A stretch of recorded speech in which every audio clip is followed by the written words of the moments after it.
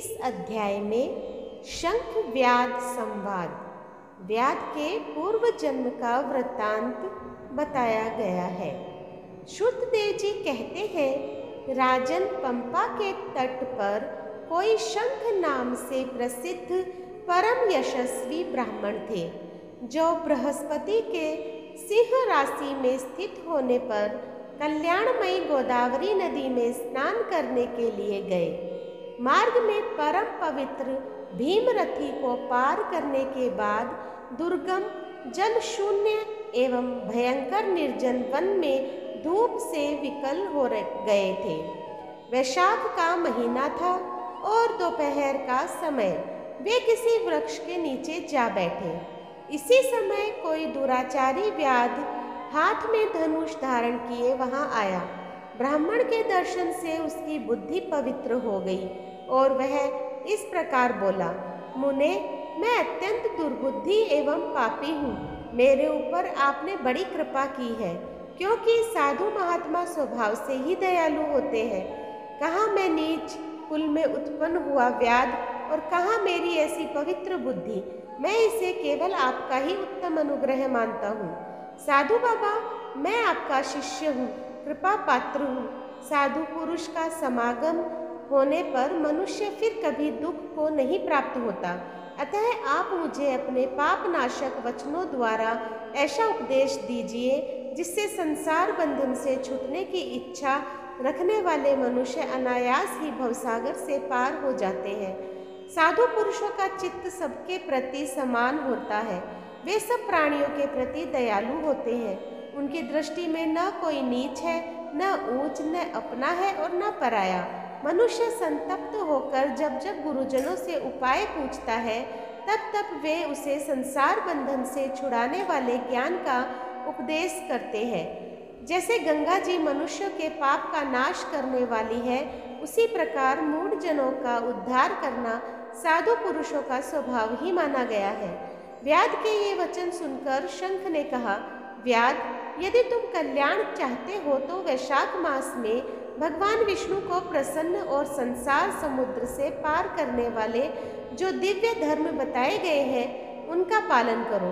मुनि श्रेष्ठ शंख प्यास से बहुत कष्ट पा रहे थे।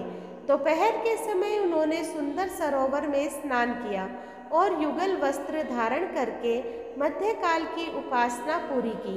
फिर देव पूजा करने के पश्चात व्याध के लाए हुए श्रमहारी एवं स्वादिष्ट कैत का फल खाया। जब वे खा पीकर सुखपूर्वक विराजमान हुए, तब उस समय व्याध ने हाथ जोड़कर कहा, मुने, किस कर्म से मेरा तपोमय व्याध कुल में जन्म हुआ और किससे ऐसी सद्बुद्धि तथा महात्मा की संगति प्राप्त हुई? प्रभो, यदि आप ठीक समझे तो मैंने जो कुछ पूछा है वह तथा अन्य जानने योग्य बातें भी मुझसे कहिए। शंख बोले, पूर्व जन्म में तुम वेदों के पारंगत विद्वान ब्राह्मण थे। शाकल्य नगर में तुम्हारा जन्म हुआ था। तुम्हारा गोत्र श्रीवत्स और नाम स्तंभ था। उस समय तुम बड़े तेजस्वी समझे जाते थे, किंतु आगे चलकर किसी वैश्या ने तुम्हारी आसक्ति हो गई। उसके संग दोष से तुमने नित्य कर्मों को त्याग दिया और शूद्र की भांति घर आकर रहने लगे। यद्यपि तुम सदाचार शून्य, दुष्ट तथा धर्म कर्मों के त्यागी थे, तो भी उस समय तुम्हारी ब्राह्मणी पत्नी कांतिमती ने वैश्या सहित तुम्हारी सेवा की। वह सदा तुम्हारा प्रिय करने में लगी रहती थी।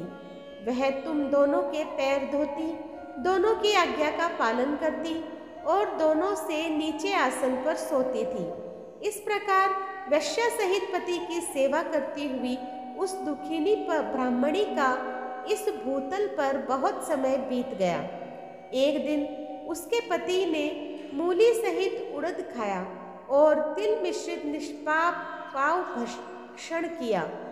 उस अपथ्य भोजन से उसका मुंह पेट चलने लगा और उसे बड़ा भयंकर पगंदर रोग हो गया।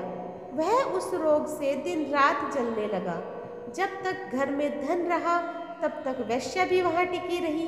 उसका सारा धन लेकर पीछे उसने उसका घर छोड़ दिया। वेश्या तो क्रूर और निर्दयी होती ही है, उसे छोड़कर दूसरे के पास चली गई। तब वह ब्राह्मण रोग से व्याकुल चित्त हो रोता हुआ अपनी स्त्री से बोला, देवी, मैं वेश्या के प्रति आसक्त और अत्यंत निष्ठुर व्यक्ति मनुष्य हूँ, मेरी रक्षा करो। सुंदरी, तुम परम पवित्र हो, मैंने तुम्हारा कुछ भी उपकार नहीं किया। कल्याणी, जो पापी एवं निंदित मनुष्य अपनी विनीत पत्नी का आदर नहीं करता, वह 15 जन्मों तक नपुंसक होता है। महाभागे, दिन रात साधु पुरुष उसकी निंदा करते हैं।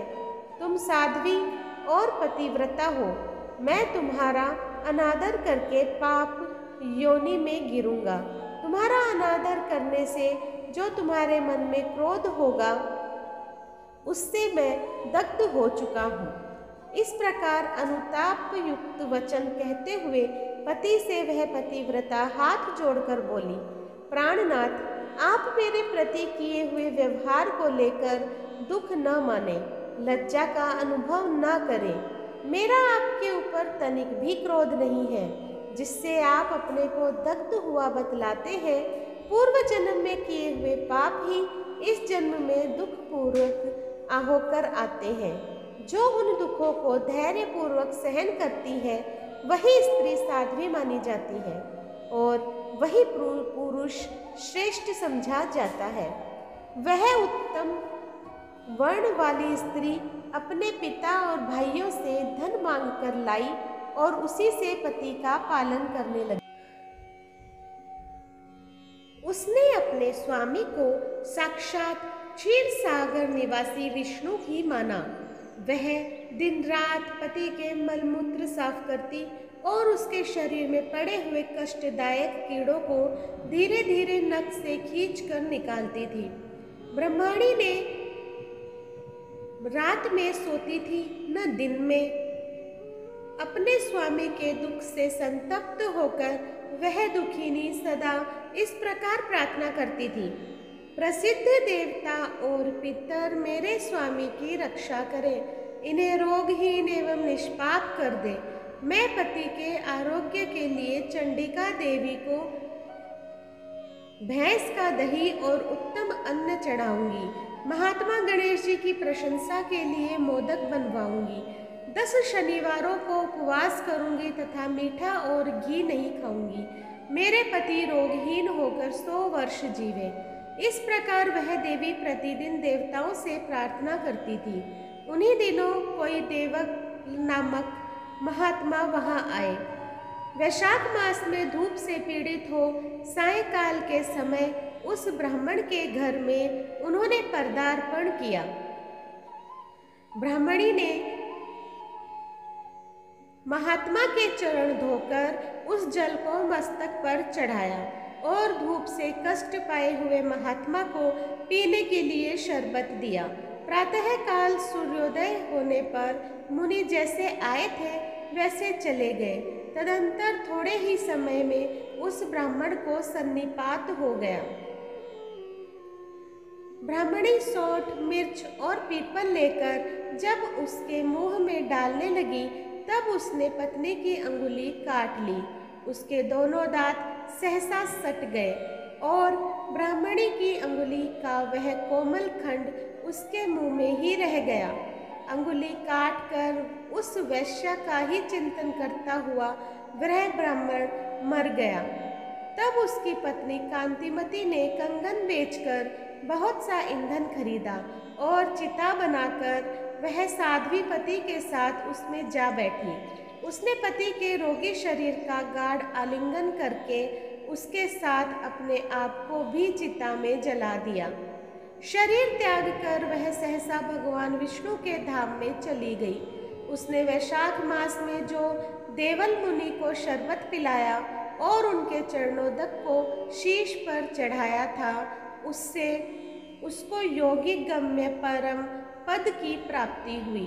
तुमने अंतकाल में वैश्या का चिंतन करते हुए शरीर त्याग दिया था, इसलिए इस घोर व्याधि के शरीर में आए हो और हिंसा में आसक्त हो, सबको उद्वेग में डाला करते हो।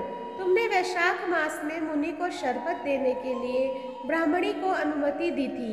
उसी पुण्य से आज व्याध होने पर भी तुम्हें सब सुखों के एकमात्र साधन धर्म विषयक प्रश्न पूछने के लिए उत्तम बुद्धि प्राप्त हुई है। तुमने सब पापों को हरने वाले मुनि के चरणोदक को सिर पर धारण किया था। उसी का यह फल है कि वन में तुम्हें मेरा संग मिला। तो दोस्तों, आज मैंने आप लोगों के सामने वैशाख महात्म्य की कथा का अध्याय 8 प्रस्तुत किया है। आप लोगों को कैसा लगा मुझे कमेंट बॉक्स में ज़रूर बताइएगा। जो लोग मेरे चैनल पे नए हैं प्लीज़ सब्सक्राइब कर दीजिए, लाइक कीजिए और शेयर कीजिए अपने दोस्तों और परिवारों में, और इसी तरीके से मेरा सहयोग करते रहिए। धन्यवाद।